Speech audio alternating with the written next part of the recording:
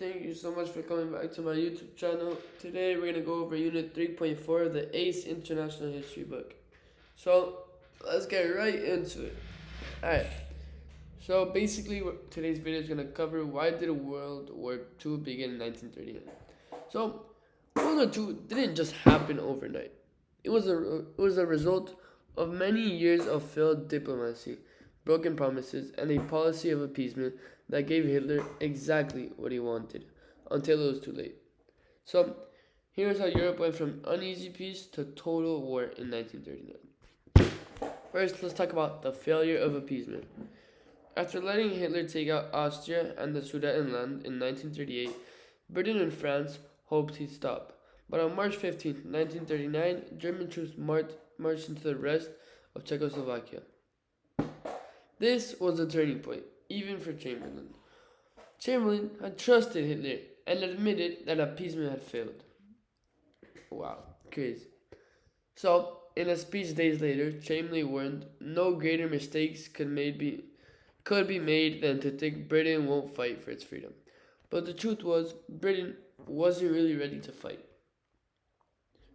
So let's talk about Britain's rearmament, which was a little too late. So after World War I, Britain had slashed military spending, assuming no major war would happen for at least 10 years.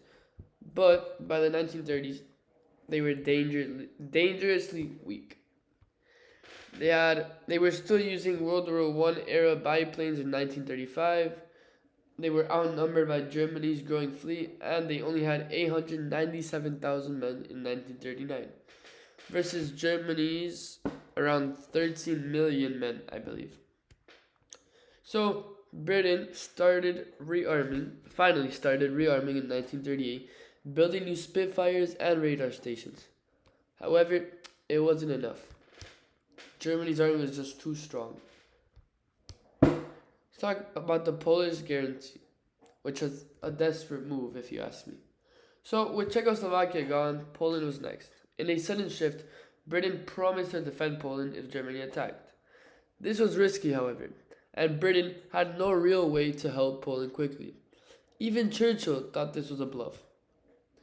Hitler didn't believe that Britain would fight. His generals warned him, but he was convinced Chamberlain would back down again. Now, we'll move on to the Nazi-Soviet Pact. Stalin had tried to ally with Britain and France, but they didn't really trust him. So, in August of 1939, he shocked the world by signing a pact with Hitler. Secretly, they agreed to split Poland between them. This gave Hitler kind of like the green light to invade, right? The invasion of Poland. War begins. On September 1, 1939, German troops attacked Poland using blitzkrieg tactics. Britain and France demanded a withdrawal. When Hitler ignored them, they declared war on September 3rd. Chamberlain's radio speech that day was kind of weird. He said, "No such undertaking has been received. This country is at war with Germany." So, why exactly did war happen? Well, for one, it happened because of Hitler's ambitions. He wanted land and power and just kept pushing until war was the only answer. And appeasement. Letting Hitler take Austria and Czechoslovakia made him bolder and more egotistical, thinking he could really get anything he wanted.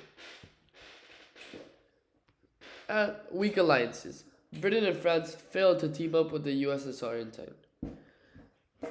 And even military unpreparedness. By the time Britain rearmed, it was just way too late. So, World War II wasn't inevitable, but every time Britain and France hesitated, Hitler grew stronger. In the end, their gamble to avoid war only made it worse. So, let's take a look at the pictures on the screen.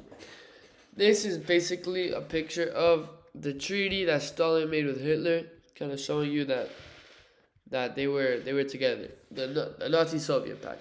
It doesn't really mean anything, like the picture, I mean.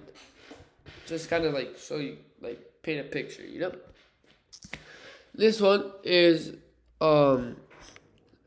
it's not really a good cartoon, I'm not sure if you can see it, but basically, it's kind of like the best cartoon I can find about Britain rearmament, because there aren't a lot of pictures that show it. So basically, yeah, the picture itself doesn't really mean anything. Just to let you guys know that Britain rearmament was just way too late and didn't really do anything. Which is why I think they show a picture of this man with the bag of the swastika on it leaving, and like nobody like holding him back and stuff, right? Because Britain couldn't really do anything and France couldn't either. So thank you so much for watching, and be sure to check out my next video. Thank you.